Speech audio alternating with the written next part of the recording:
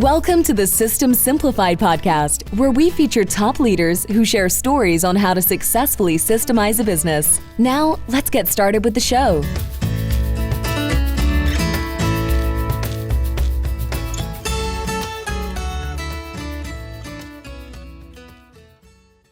Hello, Adi Klevit here, the host of the System Simplified podcast, where I feature top founders, entrepreneurs, and thought leaders about systematizing a business. And today's episode is being brought to you by Business Success Consulting Group, where we create, document, optimize, and implement processes and procedures so businesses can grow and thrive. And today's guest is Michael Devous. Hi, Michael. Hi. Great to have you on this podcast. Thank you. Yeah, and we're going to have a great conversation about leadership, about what defines us as leaders. And of course, we're going to tie it into procedures and processes, because that's what we do on this podcast. It's all about systems. So first of all, I'm going to introduce you. So you are a speaker, a strategist, and you're the founder and CEO of Chamber XChange Network. And you're the host of Fearless Thinking and the Fearless Road podcast. So 2 podcasts. Yes. And you believe fear no longer defines us, it guides us. And you're here to share how that mindset fueled your journey from motivational speaking to podcasting to launching a national business platform. Mm-hmm. So that is pretty impressive. So let's hear your story. So how did you start on your entrepreneurial or your career path? Let's start at the beginning. Yes. Well, okay. So this questions I've had a lot, and the answer has shifted a bit. Now, when I answer that question, my entrepreneurial journey began when I was a kid. Everything that taught me how to be resilient and overcome. I was bullied a lot. I had a very rough childhood and some tragedies. And it was early on in that time period when I began to face those things in a very unique way. I got very angry. I got very mad at being fearful. I got very mad at myself for being afraid of situations, and I think I wanted to lean into it and do something about that. I didn't want to walk around afraid of the world and afraid of what might happen. I wanted to get out ahead of it. As I grew older and stepped into different roles, I was very blessed to move into theater and performing arts. And it wasn't until 50 years, when I was 50 years old, when I looked back at my life and was trying to figure out how I was approaching fear and why I was doing things differently, and turning my experiences into motivational speaking and workshops and consulting, that I discovered that I had been using tips and tricks and things from theater to pivot, to step into a version of myself that could manage and handle these things, to address them and address the fear differently. And then, by the way, if it was an obstacle I could not surmount, if I couldn't get past it, the one thing I knew I could change was me. I could always reinvent myself to be a version of me that either A, didn't have this problem, or B, could figure out a solution to get around it. That's when I started turning it into the 4Fs framework of making fear your friend with feel, foster, flip, and free. Began coaching and doing consulting, but I stumbled further into authenticity as leadership when I recognized that most of the fears that people were dealing with had to do with their own authenticity or their own inauthenticity as leaders and executives. And so I began helping them see how they could connect with their authenticity without having to open up their diary and spill every single page. So that was it was a joyful opportunity for me to share these things I'd always been doing. And when you're doing them, you think, well, doesn't everybody do this? Doesn't everybody use these steps?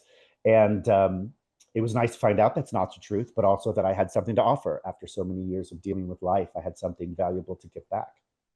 That's right. So how do you define an authentic leader? I think you have to come from a place of genuineness. And I think you have to know what that feels like for you. A lot of leaders I've spoken to don't define a few things. They don't define what success is supposed to look like for them where they are. They've lived some other version of success or some ideology of what that's supposed to be. Two, they have assumptions about leadership that don't fit their value systems.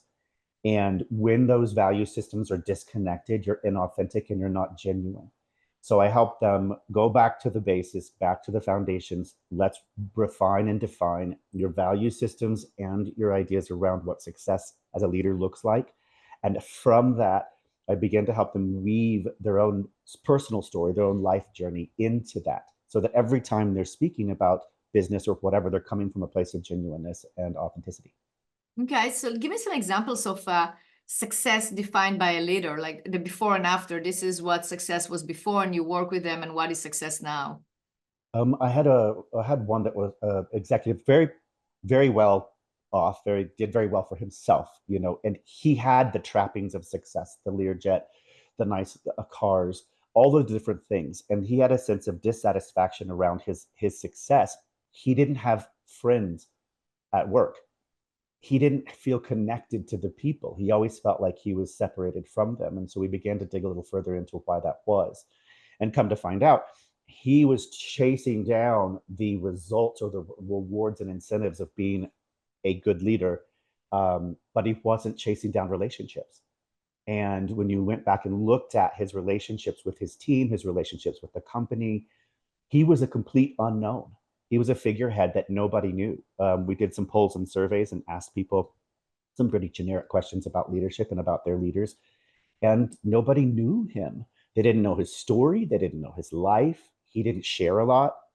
So we began to unravel that a little bit more and asked him, well, if you could change who you were as a leader, if you could make a different set of impacts, what would you want those to be?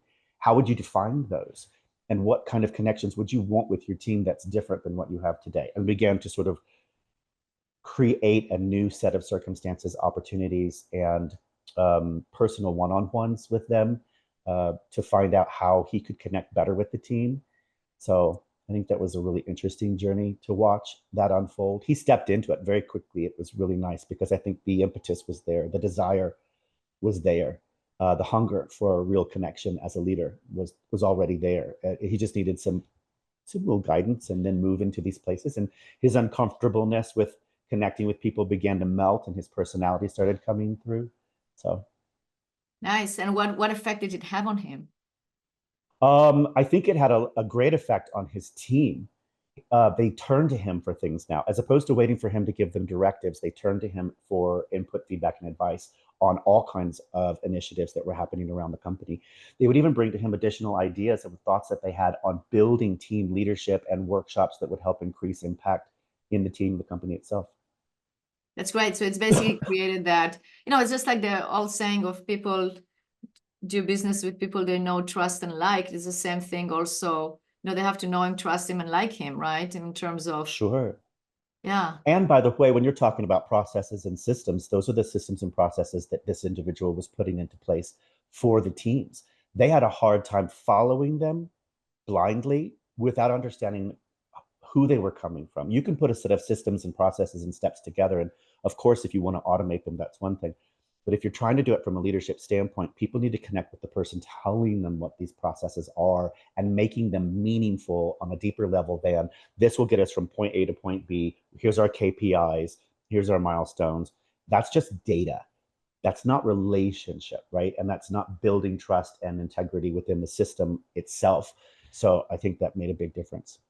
I think it's very, very spot on, because one of the things that we talk about is that when we create the systems, we don't just create, okay, show me how you do this or how you press this button or that button. Those are just work instructions.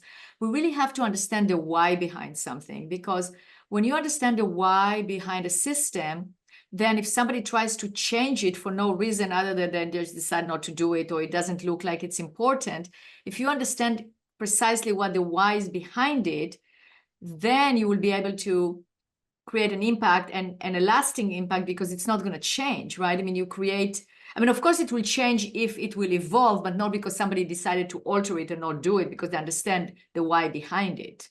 Yes. I think that systems, instructions are steps, right? Systems are how people manage those instructions and steps with vision and leadership, right? they can be a very unique set of steps that are identified by the leader themselves, or they could be a branded set of steps and things that are done because HubSpot invented them, and these are great because they work this way. But once you take them on and you begin to implement them as a leader in your company, those systems and processes become a fingerprint of who you are and how you lead and how your team follows you, right? You start building trust because the system starts working, but they also believe in you because you've led them to success. You've led them to opportunities that are more streamlined, productive, efficient, and then together creating greater impact holistically. So I agree. I think that's spot on, and it's exactly, that's how you will implement that. One of the things that when we work with companies, I see quite a bit is the implementation and the follow through and the accountability. Because you can get super excited about something, right? Or you can say, yeah, this will work and this will help. But then as leaders, sometimes the follow through, like how do we actually get our people to follow us, right? So like in the example of systems, yeah, I am going to implement all these processes, but then people can either look at you blankly or not do it or not follow or get excited, and then it peters out and then you don't do it. So how do you address that? empathy. Empathy is a combination of understanding that as a leader, the buck stops with me. So even though I'm going to ask you to implement all these steps, if we falter, if we fall, if any of them don't work, the fault is mine. I am responsible for the outcome of these. I will lead you through them. I will also ask you to iterate with me so we can find improvements that we can make along the way. But that's how we do it as a team. But by taking the responsibility off their shoulders, by shouldering that yourself, by saying, I will take the burden, I will take the blame, I'll take the responsibility, suddenly they know, they're like, oh, he's with us. He's not just, or she's with us. They're not just standing over there going, well, you guys suck this quarter. I guess you're going to get no bonuses. It's my responsibility to ensure that you as a team are successful. And in order to do that, I have to shoulder my own amount of responsibility for all the systems I'm asking you to follow. I'm asking you to take steps with, but I'm not just asking you to follow them blindly. I'm asking you to adjudicate them along the way. I'm asking you to iterate and innovate with us to find out, is there an improvement that can be made? Is there a tweak here? Is there a reason why there's constriction in the system or the pipeline at this particular juncture? And what is it that we may or may not be doing that could improve that? All of our eyes need to be on that project or the company or the system or processes together, because with all those perspectives, you get a ton of different experiences and then views as to ways to solutions, right? Mine's not the only way. In fact, mine is a place to encourage additional commentary and perspectives when looking at a problem or a challenge. With my team, it's going to be 50 different perspectives coming from many different backgrounds. So all of these incredible experiences are looking at the problem or the challenge from a new angle. It's really amazing what comes through when you allow them the freedom to speak about that and share that as a group when you're facing some of these processes or process changes that you'd like to implement. Absolutely. I think that's very spot on. You have to be part of it and you have to lead by example. And the word that you said, it's accountability and responsibility to actually get it implemented. So that's very true. Yeah. So now some fun questions about yourself. So I know you like podcasting. You actually have 2 podcasts. What made you start podcasting? So they're both on pause right now while I concentrate on the launch of this new venture. But I was living here at the ranch, and as you can see the beautiful ranch behind me, I was isolated for about 2 years up in the mountains, caring for my parents and helping them out.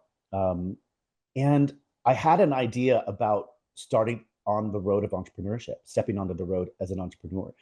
In my brain, I thought, well, I've got years of experience in multimedia, broadcast production, all kinds of things. I've taken on so many roles. I should be well suited to the entrepreneurial journey. Which is, you don't say that because the universe will bring you. It's going to test you one way or the other. So I started a podcast talking about that journey. I really wanted to interview the Fearless Road podcast. I wanted to interview other entrepreneurs and startups and businesses and CEOs about that journey. Why do they think they're an entrepreneur? What makes an entrepreneur? How do we define that journey for people who decide, especially at a time right now when a lot of people are becoming entrepreneurs because it's so easy to get started, but it isn't easy to finish. And fearless thinking was less about interviewing other people and more about my own personal ideas about my journey, sort of like a verbal diary, I guess, if you will, about how to maintain the idea and thought around being fearless in your thinking, stretching your ideas, getting outside of the comfort zone of your own bubble and stepping outside the jar, if you will. You know, when we're inside our own jar, we can't see the ingredients on the bottle. So it's getting outside that jar long enough to be like, oh, I didn't know that about me. So a little self-discovery. Nice. Okay, and I'm sure you enjoy it. Yes, I come from a multimedia background, so I understood studios and production. I understood the equipment and the tech. I understood the format of the shows, having been in that for so many years and having overseen the production of lots of webinars and podcasts and production TV media. It was a comfortable place for me just to step into. I understand looking at the camera, you know, that's a place for a lot of people are like, do I look at the camera? Do I not? I knew all those tips and tricks because I had guided and coached so many people to prepare them for media interviews and PR.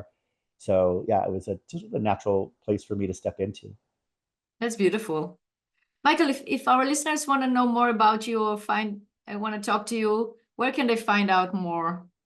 I think LinkedIn is a great place to start. I have a really robust profile there with a lot of links that you can grab and get connected to me, whether it's my personal website or business websites or my social media. So yeah, Michael Devous Jr. On LinkedIn. I know the name is not easy to spell, but DEVous, Devous. So, pretty simple. So yeah. And there's only 2 of us on there, so. Oh, that's good. That's very good. Yes. Okay. Yes. Very good. Well, Michael, thank you so much for being a guest on this podcast. It's been a fantastic interview. It's been a pleasure, Adi. Thank you so much for having me. You're welcome.